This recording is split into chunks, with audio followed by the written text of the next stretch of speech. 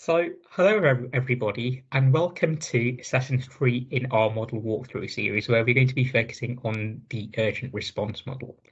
I'll tell you a little bit about the series and what we're going to be talking about today as we move on. But with you today on this recording, we've got myself, Ash Mahansi from the National Demand and Capacity team, and we've also got my colleague Wendy Rees from the Emergency Care Improvement Support team. And we're going to be talking you through the urgent response model. A little bit of an introduction to this model walkthrough series and what we do as a team. So the Demand and Capacity team, we're a small central team at NHS Improvements, NHS England, and our aim is to provide a number of resources, tools, and training to help organisations better plan their capacity to deliver their services so patients aren't waiting longer than necessary for treatment. But really, it's about more than that. It's about empowering organisations and individuals within the organisations to be able to carry this out on their own. Now, we've got a number of resources which are already available on our website, and some of these actually go into the fundamental principles about how you would actually go about a demand and capacity planning exercise. Now, we aren't going to be covering these fundamental details or talking about the process. We are going to be talking about 4 of our latest offers, and that's the purpose of this series. But if you'd like to learn more about what we do, or like to look at how you may want to get started out in your demand and capacity journey, please do go and visit our website where we've got more information around this. So a little background to the series. So this is very much a collaborative effort. So it's between ourselves, the demand and capacity team. It's a collaboration between the clinical workforce productivity team. So Imogen and I were presenting on week 1 around the emergency department model. And it's also a collaboration with the emergency care improvement support team. And I've got Wendy Rees with me on the call today. A little bit of a recap of the sessions that we have covered previously in the series. So session 1, the emergency department model. It's our first urgent and emergency care offer. It looks at it's a model to support acute services, so emergency departments, and Imogen and I walked through this. In session 2, that was led by Kate Pound and Matthew O'Reilly, where they talked about the community and mental health demand and capacity offer and what is known as the discharge hub staffing model. Next week, we're going to be talking around the caseload model, which again is another offer which would be suited to community teams, and it would cover services including district and community nursing. A recording of that session will again be available on Futures NHS, but you can also sign up to the live sessions, and details on this will be provided later in today's recording. Again, if you miss weeks 1 and 2, recordings of those are also available on Futures NHS. So a very brief overview of our urgent and emergency care offer and a couple of models that we have developed. So the 2 models that we have developed to help providers operationally plan their urgent and emergency care capacity. We have the ED model, which is, again, focused for acute organisations and emergency departments. And it will tell you if you have the right capacity to see patients within an hour of arrival. So it's looking at that critical clinical decision-making step at the front of the pathway. And we've got the urgent response model, which is what we're going to be talking about today. So the urgent response model will tell you if you have the right capacity in the right place to ensure requests are responded to within locally agreed timescales. And the way the model operates is very similar to the ED model, but there are some differences which we have had to consider just to account for the different ways of working in these services. Again, it was very much developed in tandem with the ED model, and you can call these sister models if you'd like. But the urgent response model allows you to factor in travel time to and from patients and also between bases. And it also allows you to consider follow-up contacts or ongoing care in the short term, because again, the way that these services operate does differ to some services in the acute sector, for example. The urgent response model really is designed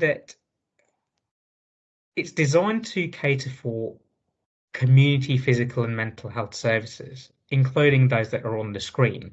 But really, this is not an exhaustive list at all, and really it can be used by any service or any team which responds to urgent requests for help, which may entail a component of travel time and may entail some further follow-up or ongoing care in the short term. And that's really what the urgent response model is all about. So I would like to now bring Wendy in, who's going to tell us a little bit more about considerations for demand and capacity for urgent response in the community. Wendy. Thank you, Ash. So demand is variable, but it is predictable. So for example, in community services, depending on your referral source, you may have a predictable pattern around referrals for the day of week and time of day. And those might be, if your referrals are predominantly from GP practices, you might find referrals come in towards lunchtime or in the afternoon, and generally not at the weekends. However, you might be an urgent response mental health team, and you might find you have referrals direct from patients, and these might be more in the evening and at weekends. So it does depend on your service, but you probably can predict where the referral and demands will come from. There will be seasonal variations to consider. So, for example, we do know that winter does often increase demand, especially in older people with sort of flus and chest infections. But also we need to consider the seasonal variation around bank holidays and Christmas and Easter, as these will have a predictable but a variable impact on demand.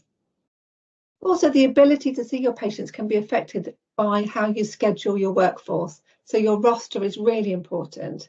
It's important to be able to understand the available staff, and this is of course the clinical patient-facing time, and also the skill mix. So when you're looking at urgent response, generally we talk about a more senior clinical decision maker, maybe making that first contact. So it's really important you've got the right skill mix in your team to be able to respond. And of course, in the community, there's lots of non-scheduling considerations. So external factors such as the pressures in other parts of the system. So we know in community trust, often you'll respond to system pressures in the acute hospital, and this may be crowding in their emergency departments. And actually, it's really important that we respond to any sort of variation in pressure in primary care. And of course, when you're working in the community, roadworks and parking and the location of patients has a massive impact on the time required. So for example, if you've got really rural locations and you might have to park away from the house and walk to the house, and that is going to have an impact in terms of capacity. Thank you, Ash. So thank you very much for that, Wendy. So a very brief overview of what the model actually does and what we'll be covering today. So the urgent response model will forecast the future demand for your service. We'll compare this with your available capacity, and it will highlight and quantify gaps. And we like to think that if you're operationally or clinically running your service, the model's not going to tell you anything new per se, but it can be useful to actually quantify what is going on and actually evidence this using a robust data-driven process. And today's session, we're going to be walking you through rather, the capabilities of the model and how it can be used to adapt around the different ways that these services operate. And then I'm going to be handing over to Wendy, who's going to be talking about how this can be used in the real world to support service planning. And we've got a really nice example of how this was used in a pilot service, and as the service developed, how the model was actually used to inform that planning around it. So Wendy will be talking about that later on. So let's talk about the requirements for the urgent response model, and I'd like to begin with who to involve. Now, it's important that you have a number of individuals or a number of different types of staff in the same room having the same conversation at the same time. And that's a minimum. This would include operational managers or service leads, clinicians, and colleagues from information or business intelligence. It's important to highlight that this isn't an exhaustive list, but these are the people who you need to involve at a minimum. And again, it's important that we're all working towards the same objective and we're all on the same page. It may also be useful to involve individuals such as project managers or service improvement leads or any other roles which can act as that critical friend and facilitate these conversations with these different members of staff and their backgrounds to ensure that this process is a success. It is really important to highlight that the model needs to be operationally owned and have clinical input. If this is not the case, you will not have a credible model. Let's now talk about the data requirements. So on the demand side of things, the model works on historic data, ideally between 1 and 3 years. Although if you have a pilot service and you only have a month's worth of data, the model will work on that as well. But really, the way that this model works and the way the forecasting works is the more it is refreshed, the more accurate and the more it will adapt to any changes or any nuances in your demand profile. And we'll talk a little bit more about that moving forward. But your demand data, it's historic data stratified by pathway or urgency, and also by the day of week and hour of day. And really for that initial, that first response, referral data we'd like to think would have that information in there. I want to also stress we're talking about historic data, but this is very much a forward-looking model, and I'll tell you a little bit more about the forecasting component of this in a later slide. On the capacity side of things, we need information such as shift patterns, and we need to know who's on the rota at any given time. And this is information which would be held in rotas or rosters, whether this is an e-roster, something which may be something which is held in Excel, or it may just be something which is on paper. But this is information which you would have in your services, and your operational clinical leads would have access to this. Finally, we need to know about the service considerations. So these would include the patient pathways. So how your patients stratified. What are these in pathways? These could be around complexity. These could be around how long it typically takes to manage a request for help, because you may have patients who are more complex than others who would, if they were grouped together, would take a longer time to manage that request for help. We need to consider the impact of any short-term follow-ups on your service. And of course, we need to actually know what the patient-facing and travel time for a patient for any given pathway or urgency is. It's also very important to acknowledge that just because a member of staff in your urgent response team may be rotated, for example, 40 hours a week, that doesn't mean that in that week you have 40 hours of travel and patient-facing time available from that individual. You need to consider that the individual may have other responsibilities elsewhere. For example, they may not just be working for the urgent response team, they may have other clinical responsibilities. You've got to factor in things such as supervisory and training time. You've got to factor in things such as MDTs or meetings or admin, and you've also got to factor in breaks. So just some considerations and some food for thought before you go about setting up your capacity.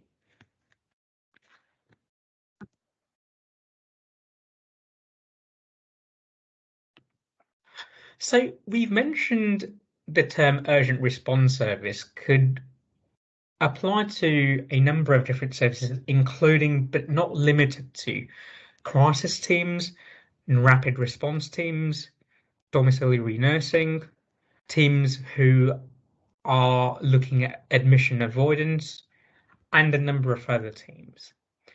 And the way that these services operate will differ between services, but also between organizations.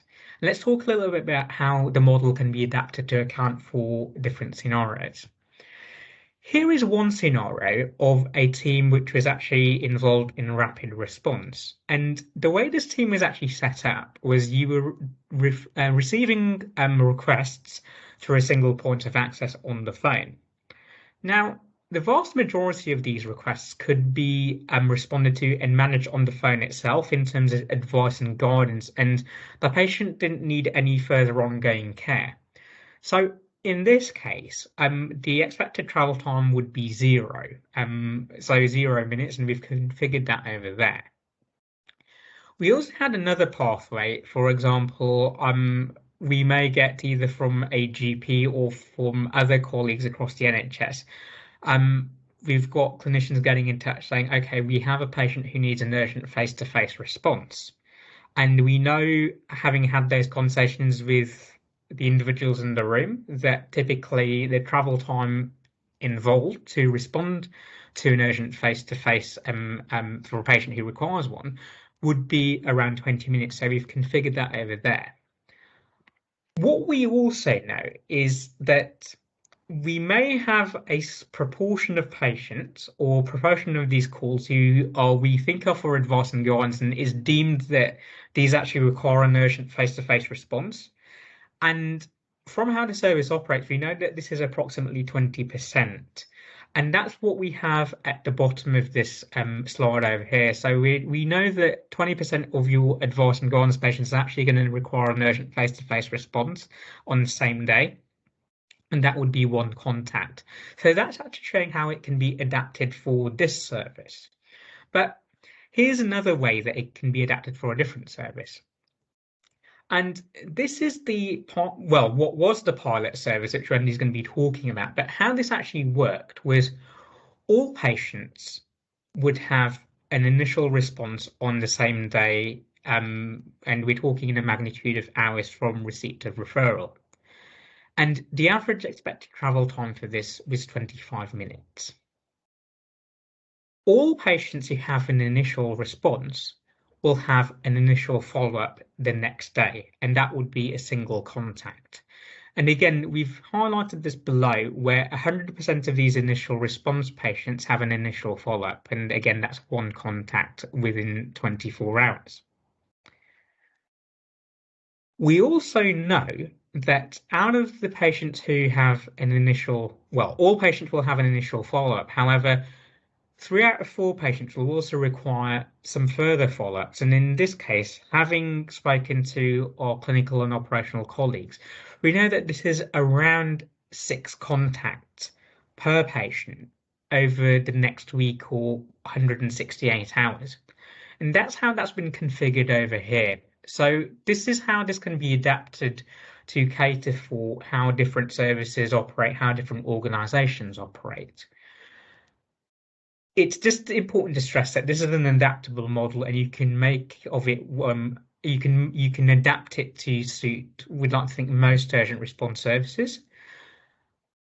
The model will allow you to enter up to 10 different pathways. So again, we've tried to make this as flexible and adaptable as possible. Now that we've talked a little bit about how you can configure and adapt the model for your service, let's talk a little bit about how you would configure your capacity. So I've mentioned some of the data points that would be required. So we've talked about information which is held in rotas.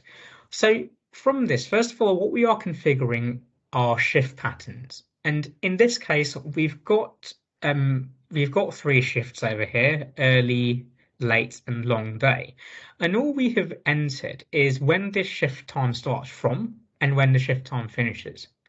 We've also got the availability to cater for any period where members of staff on that shift are not available to respond to or manage requests for help. For example, breaks, MDT meetings, so on and so forth.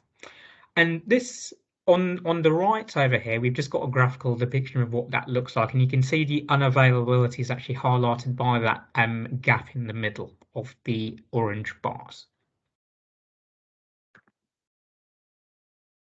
Once we've configured the shift patterns, we then need to know who's actually on the rota at any given time.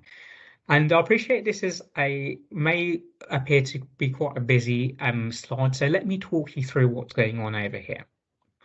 On the left, we have our role type name. So for this particular urgent response service, we've got advanced clinical practitioners, we've got practitioners, and we've got support workers. And what we have done in this first column on the left over here is actually just by role type, we have got them listed down who's actually on our rota. In the column next to that on the right, we've got the resource name, so that either may be the clinician's name or it may be some sort of pseudonym, or it's optional. You can leave this blank, but you can make this specific as you want to. Next to that, we've got it specified whether that is a core member of staff or whether it's a bank, locum, or plus cost member of staff. And basically, on the right, what we have is, in this case, for the week ahead, we have what shift patterns these members of staff are working from. So you'll remember in the previous slide we talked about we had early, late, and long day. All we have over here is Monday to Sunday and what shift patterns a member of staff is working on any given day. So once we know how long it takes to see a patient, how long it takes to respond to and manage a request for help, and this will vary by pathway, by urgency and complexity.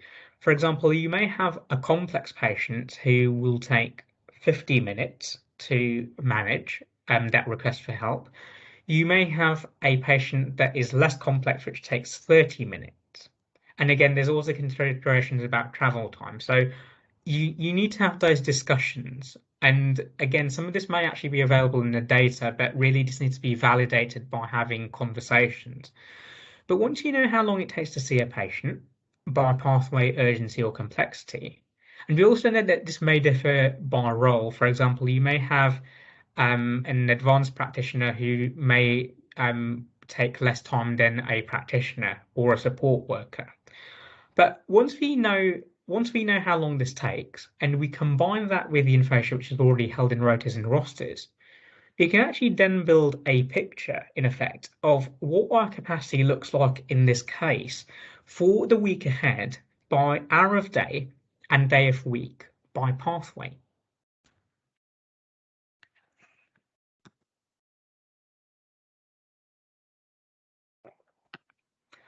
Let's talk about the demand side of things.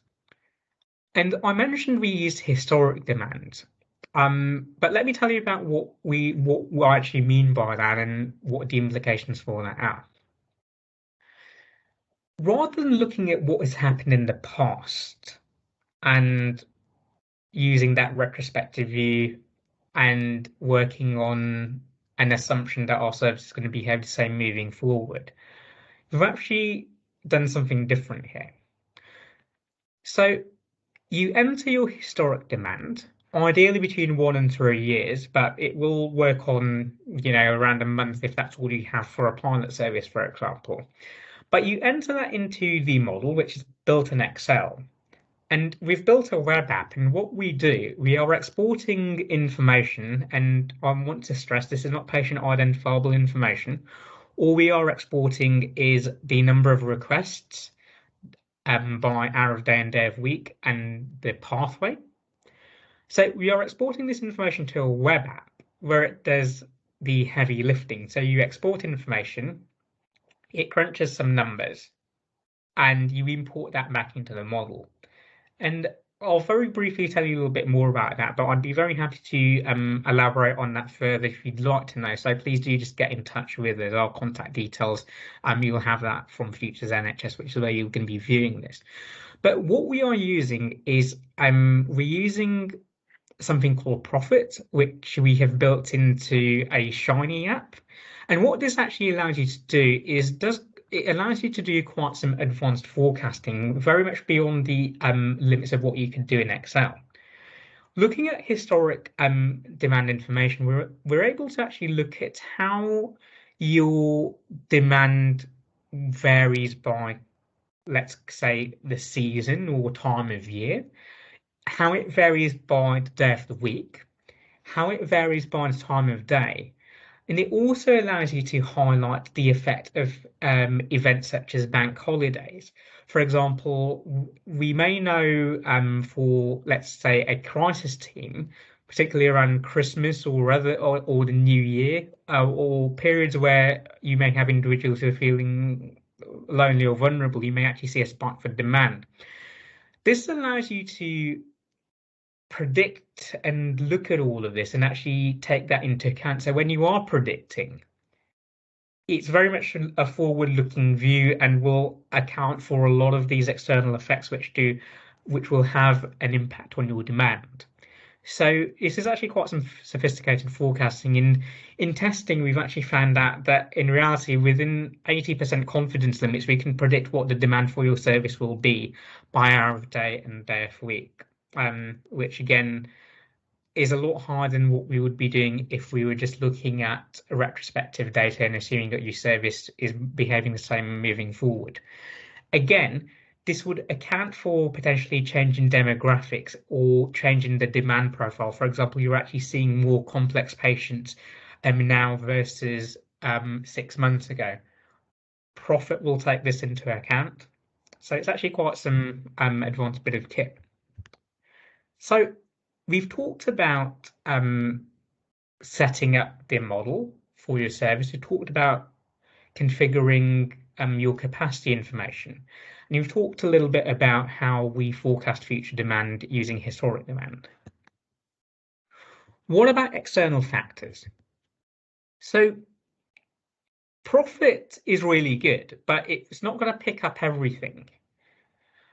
So, for example, if we know that we have roadworks, which may affect how long it takes for us to get to our patients, we can actually account for this. We can actually say what effect we think this will have in terms of a percentage change and how long it takes to respond to that patient.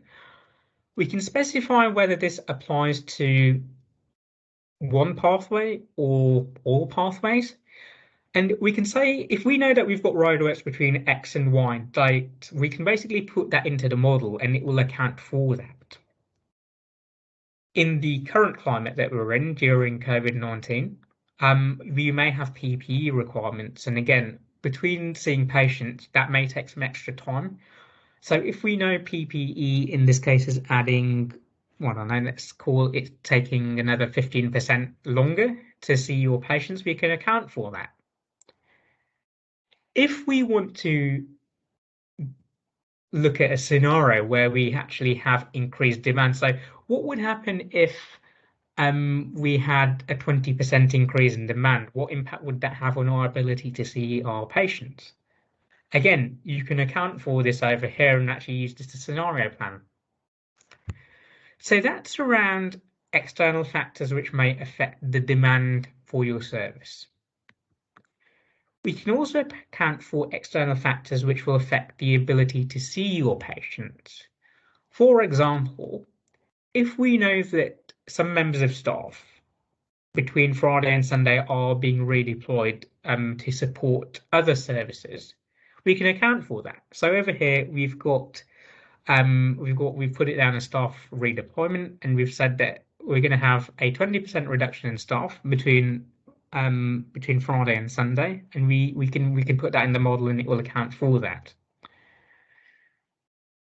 The model has been designed just to be flexible and adaptable, and you can use this to account for a number of factors which may affect the demand or your capability to see your patients.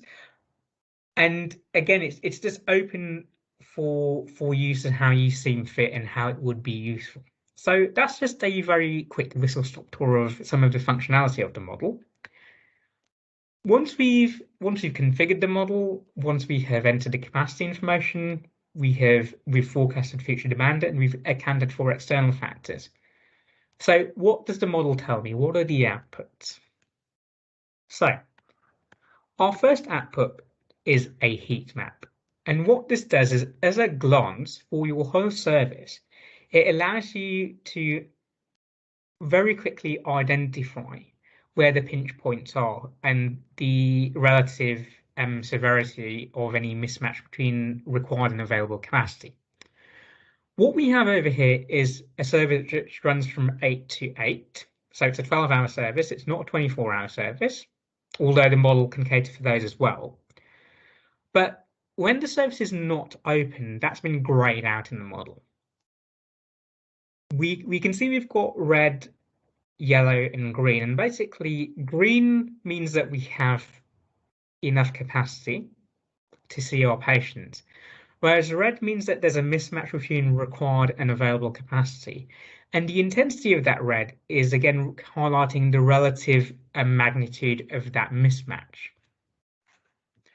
We can also look at our available versus required capacity in a different way. So again, we've got our available and required capacity over here in blue and orange, and again, this is for the whole service. But if we want to drill down to individual pathways, you can also do that. So if we want to have a look at our required versus available capacity for initial response, we can do that for the whole week by hour of day and day of week. So we're looking at a single pathway over here. If you've got other pathways, obviously you can look at those as well, because you may be in a situation where for one particular pathway, you've got a pretty good match between your available and required capacity, but other pathways may not be in that same situation. So it allows you to look at that.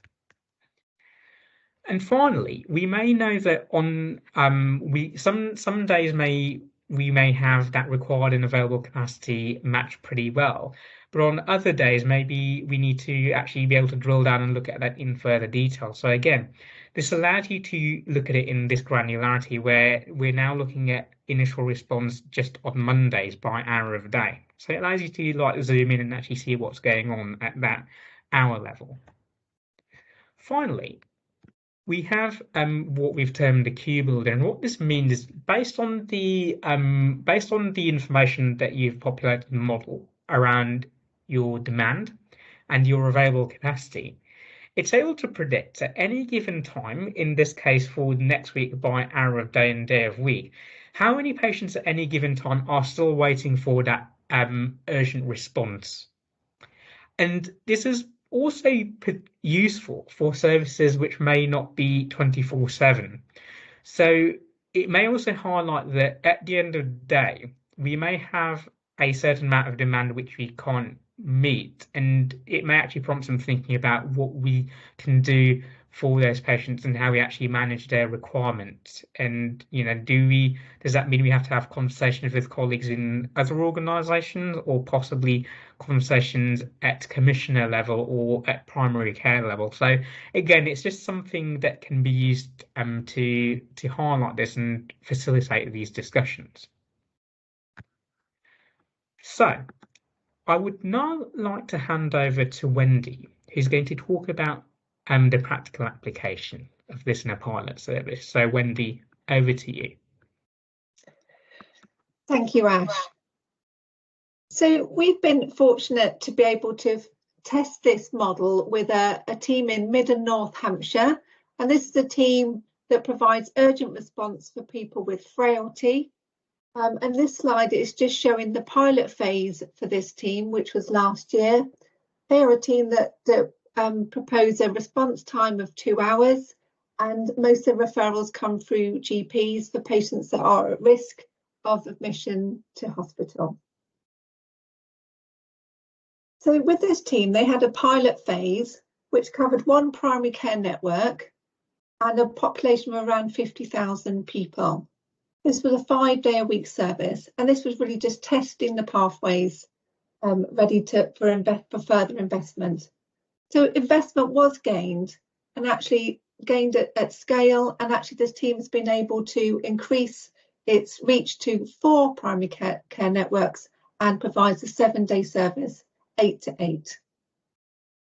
They've used the urgent response model to review the pilot demand and capacity, which reinforced the business case for more investment. And they've used it also to understand the impact of the increased demand and right-size the staffing model.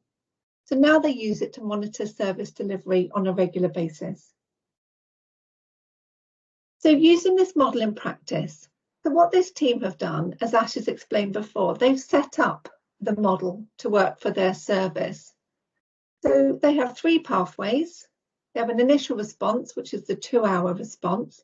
They have an initial follow-up, which is the next day, and they have a further follow-up. So they've set the model up to respond to those pathways, and they've gathered the data, the demand data from Tableau, which is feeding off of their Rio recording of information. And most community trusts now have an electronic patient record that will be able to collect the data into a warehouse to use for the model. The capacity has been configured by using their current rota, and also they produced a scenario rota. So we're able to test new workforce models against the demand and also use the current rota to understand what's happening on a day-to-day basis. This team has chosen to update their rota just once a month because they have a relatively standard approach to shifts, but of course you can update it as many times as you want to. The model output initially showed that actually the demand and capacity for further follow-up saw that there were more support worker capacity than required. And so actually this model was used to inform change. And what's happened is this capacity has been offered to the wider community team, and they're reviewing this monthly. But actually they realised that actually the capacity for support workers was a lot more increased because of the response to COVID. There were many private providers providing that reopenment support type pathway. But actually, as those private providers are stopping to provide that capacity, the team will actually be needing to absorb some of that work back again. So they're able to use this to review monthly the demand for those pathways. So the impact of system change can be monitored using this model, and changes to rotas and pathways can be made. So obtaining the demand and capacity data, the team use Rio, as I've mentioned, and the referral information is recorded by the senior triage clinician. So the model for them is that the initial response is a senior clinical decision maker, and they'll record the referral and the conversation onto Rio. And this information is therefore available through the data warehouse. Business intelligence resource has been scarce for this team because of COVID-19 reporting requirements. So actually the team have learned how to input the demand data themselves. It is possible to do that, but obviously BI support is appreciated, and it's a lot quicker if they do that. Capacity data has been provided by their roster, as I've spoken about, and they have used a typical week. But they do check this for accuracy each month, and they will update it. And of course, you can put on there significant changes like vacancies and long-term sickness and new starters to the team. Just showing you a little bit of analysis here. This was the original output from the model from March 2020. And actually this was through the pilot phase when we were looking at the demand data then. And you can see the initial response demand is steady when they were managing patients across one primary care network. The team had completed their pilot phase and had additional investment, and were able to see that actually the capacity looked good. With the new investment, they were able to meet what the current demand was. Just to note that the red areas on this output are from a previous version of the model, and this is now grey. So greyed areas are non-service hours, and it will only show the service hours that you've input into the model in the other colours.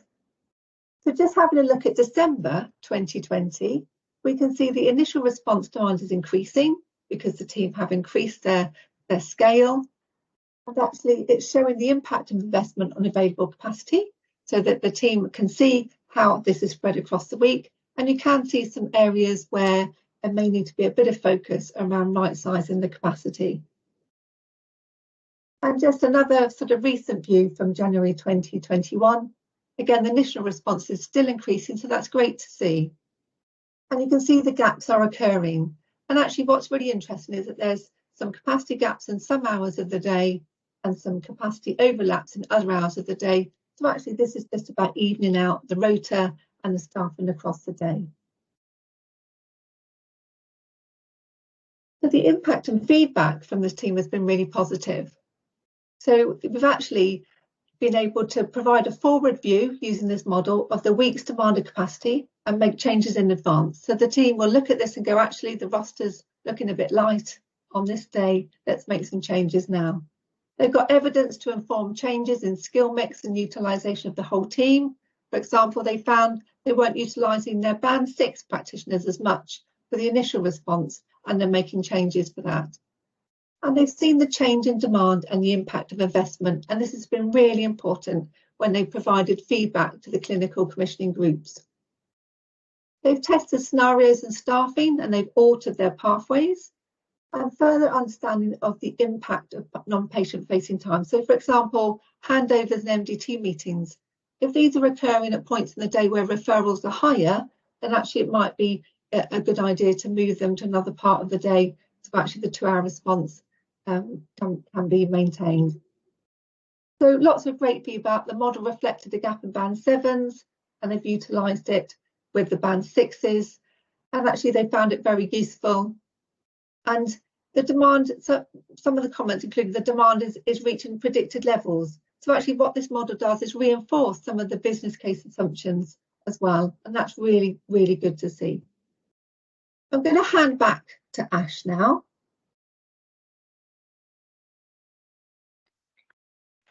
Thank you very much for that, Wendy. So here's a very quick summary of what the model does and how you can actually access it. So the model predicts the required capacity for your service, considering patient-facing and travel time and per patient per pathway. It compares this against your ability to see those patients, depending on the capacity, which that information will be available from your rota. And we've talked about how we configure the model to look at that. It highlights and quantifies any differences in required and available capacity to see your patients. And finally, it can estimate the number of patients at any given time waiting for that urgent response. So the model is able for you to download and use now. It's currently hosted on our Futures NHS platform, and a link to that is over there. The intention is later in the year we will be hosting this on our main website with some additional resources such as documentation and walkthroughs. But we are also working with the team Wendy talked about to produce a case study, and again we're very keen to actually showcase a little bit more about the how the journey went and where they got through, and potentially some ongoing developments which have been happening at the same time that we are making this recording.